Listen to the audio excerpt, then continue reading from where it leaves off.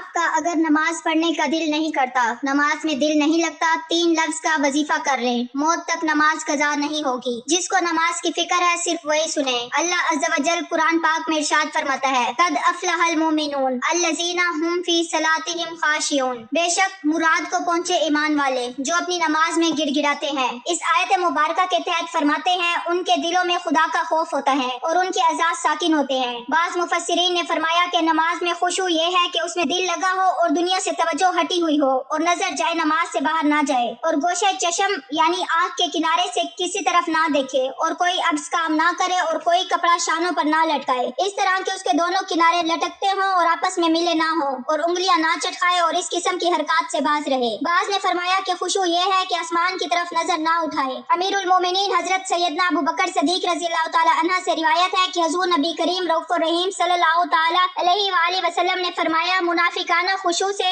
اللہ عز و جل کی پناہ مانگو۔ پوچھا گیا، یا رسول اللہ صلی اللہ تعالی علیہ وآلہ وسلم، منافقانہ خشوع کیا ہے؟ ارشاد فرمایا، منافقانہ خشوع یہ ہے کہ ظاہراً تو خشوع ہو مگر دل میں خشوع نہ ہو۔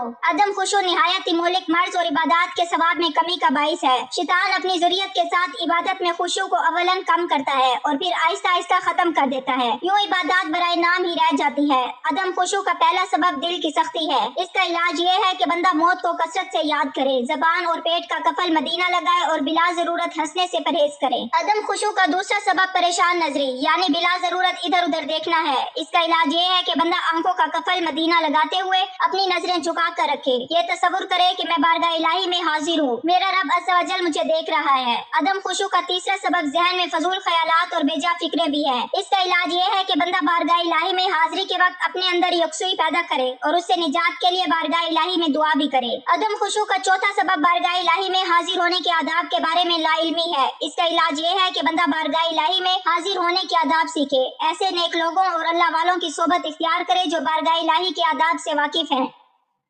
محترم ناظرین، جو چاہتا ہے کہ اس کا عبادت میں دل لگے، نماز پڑھنے میں لطف آئے، تلاوت کرتے ہوئے آنکھوں میں آنسو آئے، اللہ پاک کی بارگاہ میں مناجات کی لذت ملے، درود شریف پڑھے تو دل عشق مصطفیٰ سے لبریز ہو، گنبد خضرا کا تصور بند جایا کرے، دوران عبادت فضول خیالات تنگ نہ کریں تو اسے چاہیے کہ گانے باجے سننے سے بچے، آنکھوں کو، کانوں کو، ہاتھوں کو اور دیگر اعضاء کو گناہوں سے بچائے، فضول گوئی سے بچے، جھوٹ، غیبت، چغلی، الزام تراشی وغیرہ سے ہر دم بچتا رہے، انشاءاللہ الکریم دل نرم ہوگا اور عبادت میں لذت نصیب ہوگی۔ محترم ناظرین، جو بندہ لذت عبادت کا طلبگار ہے اسے چاہیے کہ دل سے دنیا کی محبت نکالے اور فکر آخرت اپنائے، اس کی برکت سے انشاءاللہ الکریم عبادت میں لذت اور یکسوئی نصیب ہوگی۔ حضرت ابو عبداللہ کرشی رحمۃ اللہ علیہ فرماتے ہیں، ایک شخص نے کسی نیک بزرگ کی خدمت میں عرض کیا، عالی جاں میں نیکی کرتا ہوں مگر دل میں نیکی کی لذت نہیں پاتا۔ اللہ پاک کے اس نیک بندے نے فرمایا، تمہارے دل میں ابلیس کی بیٹی یعنی دنیا رہتی ہے اور یقیناً پاپ یعنی شیطان اپنی بیٹی دنیا سے ملنے تمہارے دل میں آتا رہتا ہے۔ ظاہر ہے ابلیس جب بھی تمہارے دل میں آئے گا فساد ہی پھیلائے گا، یہ وجہ ہے کہ تمہیں نیکی کی لذت نہیں ملتی۔ روایت ہے، اللہ پاک نے اپنے نبی حضرت داؤد علیہ السلام کو فرمایا، اے داؤد، اگر مجھ سے محبت کرتے ہو تو دنیا کی محبت دل سے نکال دو، بے شک میری محبت اور دنیا کی محبت ایک دل میں جمع نہیں ہو سکتی۔ ایک مرتبہ حضرت عیسیٰ علیہ السلام نے اپنے حواریوں کو فرمایا، مردوں کے پاس مت بیٹھا کرو ورنہ تمہارا دل مردہ ہو جائے گا۔ حواریوں نے عرض کیا، مردے کون ہیں؟ فرمایا، الراغبون فی الدنیا المحبون لہا، دنیا میں رغبت رکھنے والے اور دنیا سے محبت کرنے والے۔ عبادت میں لذت پانے کا ایک بہترین طریقہ یہ بھی ہے کہ ہم اللہ پاک کے نیک بندوں کی صحبت اختیار کریں۔ الحمدللہ، اللہ پاک کے نیک لوگوں کے پاس اٹھنے بیٹھنے سے، ان کی باتیں سننے، ان کی طرف محبت سے دیکھنے اور ان کی سیرت اپنانے کی برکت سے دل کی سختی دور ہوتی اور فکر آخرت نصیب ہوتی ہے۔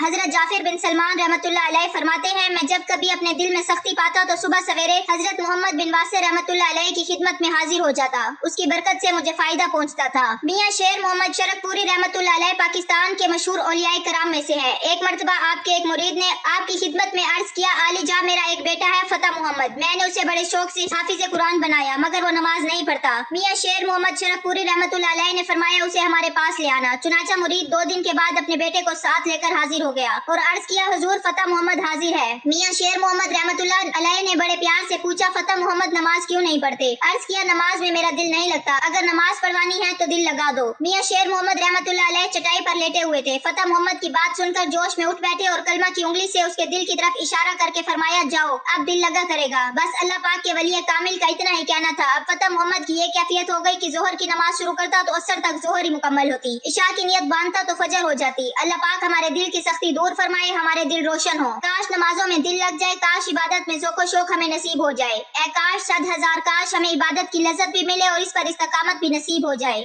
آمین۔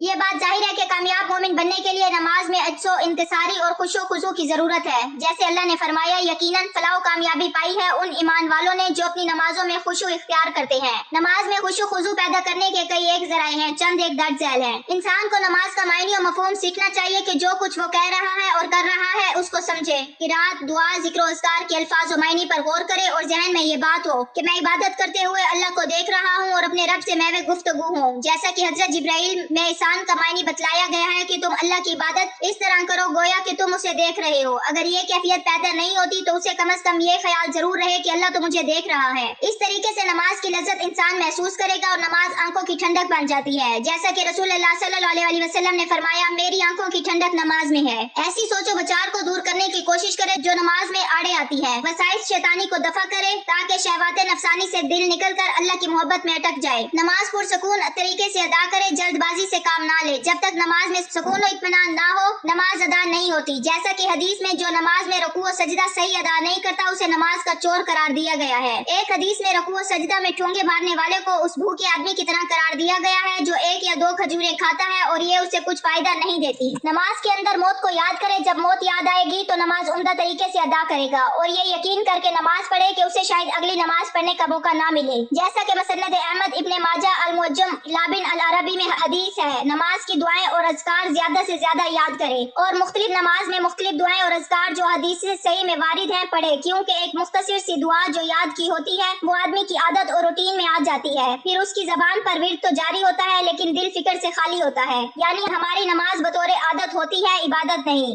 جب نماز کے اذکار مختلف یاد ہوں گے اور بدل بدل کر پڑھے گا تو نماز میں دھیان اور توجہ رہے گی اور خشوع و خضوع حاصل ہوگا۔ اگر نماز میں وسوسہ آ جائے تو اپنے بائیں جانب 3 مرتبہ تھوک کر اعوذ باللہ پڑھ لے، اس طرح شیطان جو نماز کو بھلا دیتا ہے اس کا ازالہ ہو جائے گا انشاءاللہ۔ جس جگہ نماز ادا کرے نقش و نگار تصویر وغیرہ نہ ہو، کیونکہ یہ اشیاء نماز سے توجہ ہٹا دیتی ہیں۔ اچھے لوگوں کی صحبت اختیار کریں تاکہ نیکی کی رغبت ہو اور برے لوگوں کی صحبت سے اجتناب کریں۔ اگر حاجت تنگ کر رہی ہے تو پہلے حاجت کو جائے پھر نماز ادا کرے، پیشاب یا پخانہ روک کر نماز پڑھنا درست نہیں۔ نیند کا غلبہ ہو تو پہلے نیند پوری کر لیں پھر نماز پڑھیں۔ گفتگو کرنے والے آدمی کے پیچھے کھڑے ہو کر نماز نہ پڑھیں، کیونکہ اس کی گفتگو بھی نماز سے غافل کرنے کا باعث ہو سکتی ہے۔ دوران نماز نظر ادھر ادھر نہ گھمائے۔ اسی طرح کبھی رات کا قیام کیا کرے اور اگر ممکن ہو تو معمول بنا لیں، اس سے بھی خشیت الہی نصیب ہوتی ہے۔ اگر مذکورہ بالامور پر توجہ دی جائے تو اللہ کے فضل و کرم سے نماز میں خشوع و خضوع نصیب ہو جاتا ہے۔ اللہ ہمیں ایسا نمازی بنائے کہ ہم اس کی بندگی صحیح نہج پر کر سکیں اور شیطانی وسوسہ اور عجز و انکساری سے دور کرنے والے ذرائع سے اللہ محفوظ فرمائے، آمین۔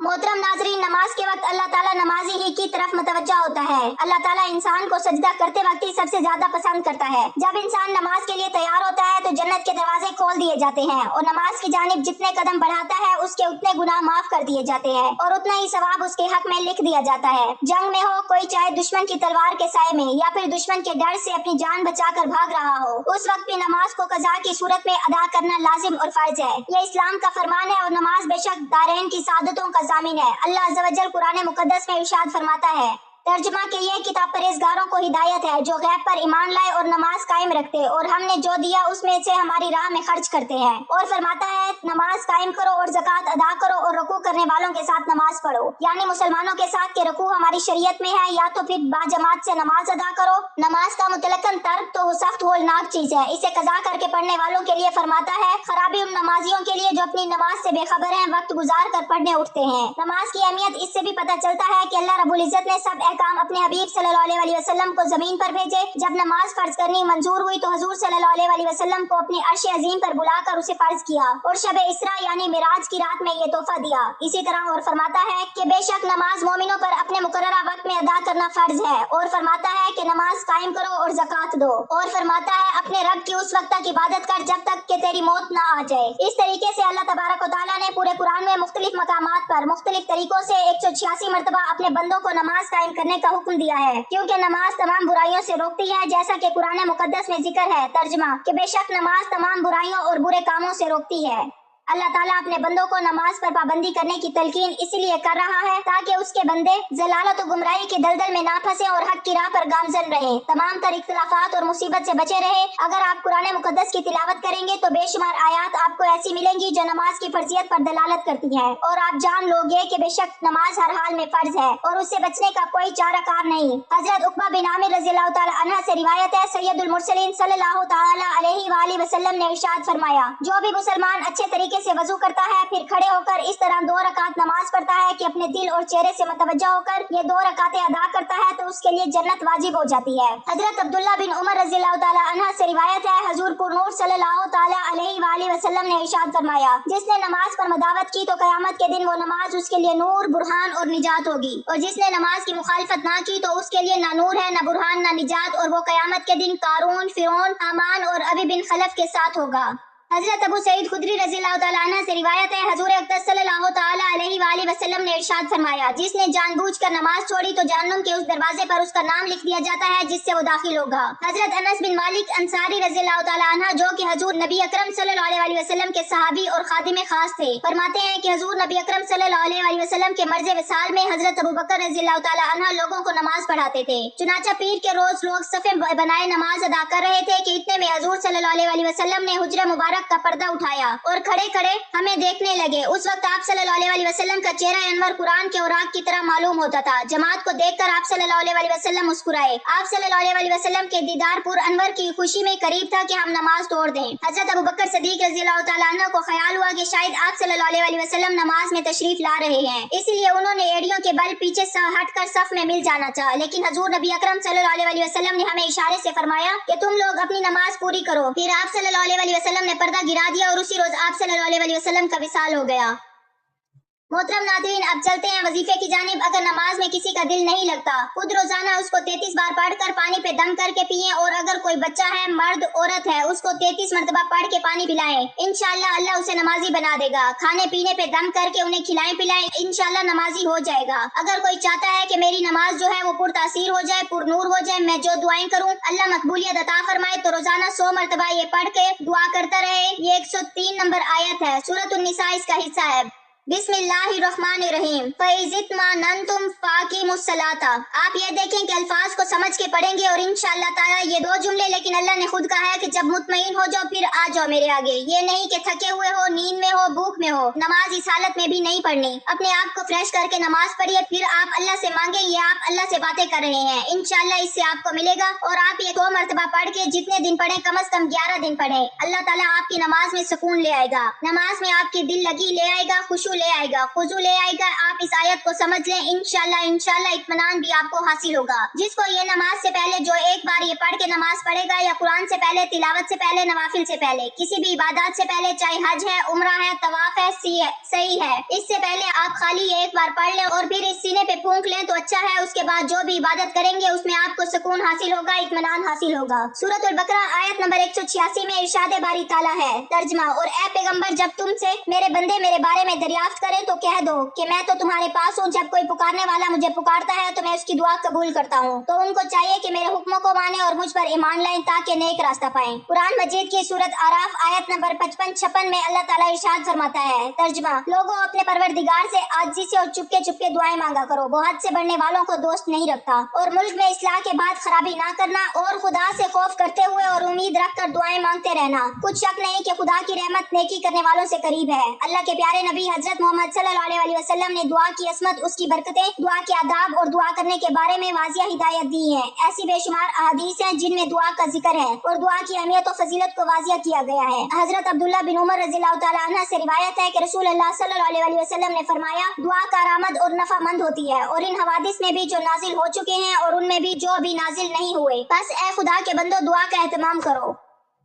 ایک اور حدیث حضرت عبداللہ بن مسعود رضی اللہ تعالیٰ عنہ سے مروی ہے کہ حضرت محمد صلی اللہ علیہ وسلم نے ارشاد فرمایا، اللہ سے اس کا فضل مانگو، کیونکہ اللہ کو یہ بات محبوب ہے کہ اس کے بندے اس سے دعا کریں اور مانگیں۔ اللہ تعالیٰ کے کرم سے امید رکھتے ہوئے اس بات کا انتظار کرنا کہ وہ بلا اور پریشانی کو اپنے کرم سے دور فرما دے گا، اعلیٰ درجے کی عبادت ہے۔ حضرت ابو ہریرہ رضی اللہ تعالیٰ عنہ سے روایت ہے، آن حضرت صلی اللہ علیہ وسلم نے ارشاد فرمایا، اللہ کے یہاں کوئی چیز اور کوئی عمل دعا سے زیادہ عزیز نہیں۔ اے اللہ رب العزت، اے ساری کائنات کے شہنشاہ، اے ساری मखलूक के पालने वाले, ए जिंदगी मौत का फैसला करने वाले, ए आसमानों और जमीनों के मालिक, ए पहाड़ों और समंदरों के मालिक, ए इंसानों और जिन्नातों के माबूद, ए अर्श आजम के मालिक, ए फरिश्तों के माबूद, ए इज्जत और जिल्लत के मालिक, ए बीमारों को शिफा देने वाले, ए बादशाहों के बादशाह, ए अल्लाह हम तेरे गुनाहगार बंदे हैं, तेरे खताकार बंदे हैं, हमारे गुनाहों को माफ फरमा, हमारी खताओं को माफ फरमा। ए अल्लाह हम अपने अगले पिछले सगीरा कबीरा सभी गुनाहों, खताओं और नाफरमानियों की माफी मांगते हैं। ए अल्लाह रब्बुल इज्जत हम अपने गुनाहों से तौबा करते हैं, हमारी तौबा कबूल फरमा। ए अल्लाह हम गुनाहगार हैं, सियाकार हैं, बदकार हैं, तेरे अहकाम के नाफरमान हैं, नाशुक्रे हैं, लेकिन मेरे माबूद तेरे नाम लेवा बंदे हैं, तेरी तौहीद की गवाही देते हैं। तेरे सिवा कोई इबादत के लायक नहीं है, तेरे सिवा कोई बंदगी के लायक नहीं है, तेरे सिवा कोई तारीफ के लायक नहीं है। हमारे माबूद हमारे गुनाह तेरी रहमत से बड़े नहीं है, तू अपनी रहमत से हमारे गुनाह माफ कर दे। ए अल्लाह पाक हमें गुमराही के रास्ते से हटाकर सिराते मुस्तकीम के रास्ते पे चलने वाला बना दे। ए अल्लाह ऐसी नमाज पढ़ने की तौफीक अता कर जिस नमाज से तू राजी हो जाए, जिंदगी में ऐसे नेक अमाल करने की तौफीक अता कर जिन अमालों से तू राजी हो जाए, हमें ऐसी जिंदगी गुजारने की तौफीक अता कर जिस जिंदगी से तू राजी हो जाए, ईमान पे जिंदा रख और ईमान पे ही मौत अता कर। ए अल्लाह हमें तेरे अहकाम की फरमाबरदारी करने वाला बना और तेरे प्यारे हबीब जनाब मोहम्मद रसूल अल्लाह सल्लल्लाहु अलैहि वसल्लम के नेक और पाकीज़ा आदाब को अपनाने वाला बना दे। ए अल्लाह हमारी परेशानियों को दूर कर दे। ए अल्लाह जो बीमार हैं उन्हें शिफाए कामला अता फरमा।